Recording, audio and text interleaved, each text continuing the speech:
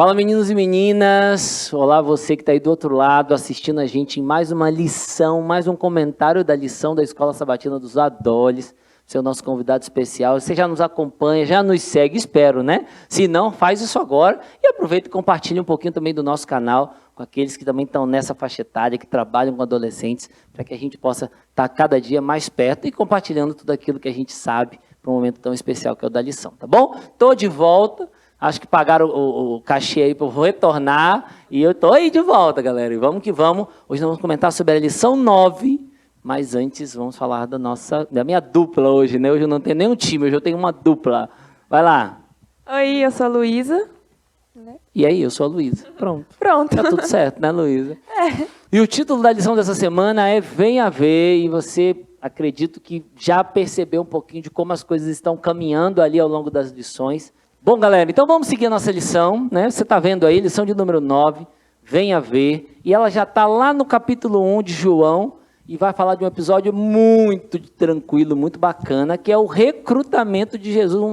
A ótica de João sobre o recrutamento dos seus discípulos que Jesus estava fazendo, montando o seu time, escalando a sua seleção para poder passear pelo mundo pregando o evangelho, né? Então, Luísa, você já recebeu algum convite especial para um momento especial, para uma situação especial? Já. Você se sentiu como? Feliz. Feliz, né? Especial, né? Cara, não sei, acho que todo mundo gosta de ganhar um convite, ou um elogio, ou até mesmo se sentir valorizado, né? Eu acho que isso meio que aconteceu na lição dessa semana, se você perceber. Você vai para João capítulo 1 e começa ali, o nosso recorte ali do texto, né? Começa a partir do verso 35. Você vai perceber que logo de cara o texto já insere João Batista, os discípulos que estavam com ele, mas, né, eles estão seguindo e eles encontram Jesus. E isso para mim foi muito bacana, porque eles encontram Jesus, Jesus aborda, pergunta para eles o que eles estavam procurando, e eles falam assim, olha, eu estava procurando um rabi. Rabi, ou mestre, era aquele que conduzia eles não só pelo ensino, mas conduzia eles ao longo da vida. Isso era uma característica muito clara da cultura da época, certo? Da cultura, inclusive, do próprio judaísmo. Então, eles eram, as nossas palavras mais atuais, né? Eles eram mentoreados, não só espiritualmente, não só na própria palavra, mas ao longo da vida e das escolhas, certo? Então, era meio que assim, um convite muito especial, né? E Luísa, eu acho que uma coisa muito bacana que ficou na nossa lição também, que a gente até comentou aqui em off, né, que alguns iam buscar Jesus, mas outros... Jesus que ia buscar eles. Jesus que ia buscar eles, né? A gente não quer nem dizer que são mais importantes do que o primeiro cenário. Não, mas Jesus tinha um olhar para cada pessoa. Acho que precisavam daquele... aquele perfil, né? Hoje eu até falei isso hoje lá na escola, né? Os improváveis. Acho que os discípulos tinham que chamar improváveis. Porque eles não eram os melhores, não tinham os melhores currículos, mas Jesus escolheu eles, nas suas imperfeições, para que eles fizessem a diferença, né? Eu acho que Jesus pega as pessoas mais improváveis para fazer o propósito mais improvável, que é pregar o evangelho, né? Tipo assim, é a pessoa mais aleatória. Mateus era cobrador de impostos. Não era bem visto. Nem os discípulos gostavam dele, né? A gente deixa... Pedro deixa claro o ressentimento dele com Mateus. Mesmo assim, ele foi e deu certo. E você olha, né? Mateus escreveu o evangelho com o nome dele, mas com uma ótica para os judeus. E ele é muito bacana o estilo da leitura que ele faz, né? Então, quando você começa... Eu acho que assim, o primeiro tópico que a gente pode perceber é que não importa como as pessoas nos vejam. O que importa, de fato, é como Deus nos enxerga, né? E mesmo mais improvável que seja, ele pode fazer grandes coisas, né? Eu acho que isso é muito bacana. Então, não sei, talvez você esteja passando por uma dificuldade, talvez não esteja se sentindo valorizado. Você foi escolhido pelo querido Jesus para fazer a diferença. Talvez você não tenha entendido ainda o propósito, mas ele já te escolheu, certo? Agora, outra coisa bacana que a gente também comentou aqui em Ófilo, que eu acho que vale a pena a gente mencionar, é que além dessa questão aí do propósito, ou além dessa questão de Deus chamar os improváveis, é que depois que eles têm essa experiência ali, que Jesus vai seguindo e eles seguem Jesus, eles entendem que Jesus era para seguir, e aí entra o verso áudio, o verso chave da nossa lição. Lê para a gente o verso 45 e 46 do capítulo 1. Filipe encontrou Natanael e lhe disse: achamos aquele sobre quem Moisés escreveu na lei, e a respeito de quem os profetas também escreveram, Jesus de Nazaré, filho de José. Perguntou Natanael: Nazaré? Pode vir alguma coisa de lá, boa de lá? O cara tá para ser recrutado por Jesus e ainda desdenha da terra dele. Cara, isso a gente faz, a gente até acha engraçado, né? Porque a gente até tá acostumado a fazer isso, né? Eu sou carioca, isso aí eu posso falar e não vou ter problema, não vou ficar sentido com ninguém. Eu sou carioca, mas às vezes o povo fala assim, ah, você é do Rio? A pessoa já pega o celular e esconde. Tipo assim, pode vir alguma coisa boa do Rio de Janeiro?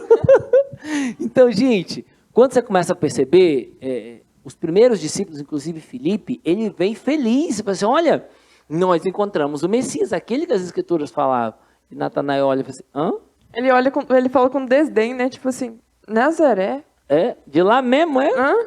Mas o mais bacana, assim, Jesus ainda consegue enxergar muita coisa boa nessa resposta meia sarcástica que o próprio Bartolomeu usa, né? Natanael ou Bartolomeu, não é o mesmo nome? Eu acho que mesmo com o dele, do jeito que ele fala, o chamado de Natal é o meu chamado preferido. Pra mim, é o chamado mais bonito, porque, tipo assim, ele tava lá se lamentando debaixo da figueira e Jesus viu ele e fala pra ele. Então, ele meio que se redime por ele ter E uma coisa bacana, ele é sincero. Sim, ele foi sincero. Falando, não é uma pessoa que ficou assim, ai, não, não. Assim, é possível mesmo? Tá. E ele, sabe, é a experiência dele. Eu acho que isso é o terceiro ponto da nossa lição, para a gente caminhar para o fim, é que a gente não pode usar a mesma métrica ou a mesma fita métrica para medir a experiência de um do outro, né? Então, cada um tem a sua experiência, cada um tem a sua vivência. A gente até brincou aqui mais cedo, né? Que cada um tem a sua experiência. Então, assim, a gente tem pessoas dentro da igreja que não tiveram ainda um verdadeiro encontro. Esse foi o episódio do próprio Natanael, do Bartolomeu, né? E isso transformou a vida dele. Estar em contato, não só pelo que ele desdenhou, mas quando ele de fato viu, ele presenciou. E quanto mais ele caminhava com Cristo, mais ele entendia e compreendia que ele era o Messias, né? E isso foi transformador. Então, tem gente que às vezes está na igreja, mas ainda não teve um encontro pessoal com Jesus, porque a experiência individual. Então, vai chegar o momento, né? Eu acho que Jesus chama a gente bem no momento que a gente precisa. Sim. E no momento mais aleatório possível. Jesus nunca, talvez, vai chegar para a gente no momento onde a gente está se sentindo. Ou, eu sou o máximo. Mas ele vai chegar no momento exatamente onde o coração vai estar aberto para receber ajuda, consolo, amparo, uma mão para te levantar, um ombro para você chorar. E aí, de fato, você vai entender. Eu acho que eu sou um exemplo disso, porque eu cresci na igreja, né? Meus pais são adventistas e tudo, muito fervorosos na igreja, né? E assim, eu sempre vinha na igreja, mas não tinha contato com Jesus. Quando eu tive contato, foi assim, num encontro jovem, que foi o I Go Team, não sei se vocês sabem, né? Mas foi um encontro Esse jovem. Ano tem de novo. E... Tem? Tem. Cenas do próximo episódio. Enfim, foi no I Go, foi no culto de sábado à noite. Foi um culto muito bonito, acho que foi o culto mais bonito que eu já vi. E eu estava com uma amiga, e ela estava dando sermão à parte do culto para mim, a Julinha. E aí a gente estava tendo o culto, tudo, e aí eu comecei a chorar, e aí eu vi que eu já tinha sido batizada. E aí eu fiquei assim, nossa, como que eu senti Jesus 1 ano depois de eu ter sido, 1 ou 2 anos depois de eu ter sido batizada. E eu acho isso muito bonito. E eu vi um vídeo na internet hoje com uma frase muito bonita, falando assim, Jesus não pede para a gente se batizar quando a gente está pronto. Jesus pede para a gente se batizar quando a gente está redimido para ser chamado por Ele. Exatamente. Você nunca vai estar 100% pronto. É aquela ideia. Você nunca vai ser 100% santo, a menos que Jesus volte e você seja transformado. E a gente tem aquela ideia, tipo, não, eu pequei hoje. Às vezes eu tenho essa ideia, nossa, eu fiz coisa muito errada hoje, não vou ler a Bíblia porque eu sou indigna. A separação que o pecado faz, né? Então, assim, ao longo dessa caminhada espiritual cheia de altos e baixos, desse crescimento, dessa maturidade, que a gente chama até na prática, né, no contexto teológico, de santificação, estar em relacionamento com Ele para ser mais semelhante a Ele. Altos e baixos, o tempo todo assim, e sempre que a gente tropeça, cai, comete um erro ou um pecado, a tendência é que a gente se sinta sujo, queira se separar, queira se distanciar. Mas é aí mesmo que a gente precisa se aproximar, segurar na mão dele e seguir em frente, né? Então, gente, é isso aí. Experiência, caminhada espiritual, ela é individual. Vai chegar o seu momento, talvez já tenha chegado. E quando essa experiência chegar, igual a Luísa, vamos botar para frente, vamos compartilhar, porque o mesmo Jesus que nós já aceitamos na nossa vida é o mesmo Jesus que vai nos proporcionar mais e mais experiências, a fim de que o nosso caráter seja moldado, a fim de que a nossa vida seja transformada e a gente se prepare para um grande encontro com Ele nos céus, assim como os discípulos foram transformados ao longo de todo o processo com Cristo, do ministério dele terrestre, e depois, quando eles foram enviados para pregar o evangelho ao redor do mundo, né? Então, Luísa, ora para a gente, por favor, para a gente poder encerrar esse momento. Ora. Querido Pai que estás nos céus, muito obrigada por ter dado seu Filho em nosso lugar e nos ter dado a oportunidade de conhecer o maravilhoso amor dele.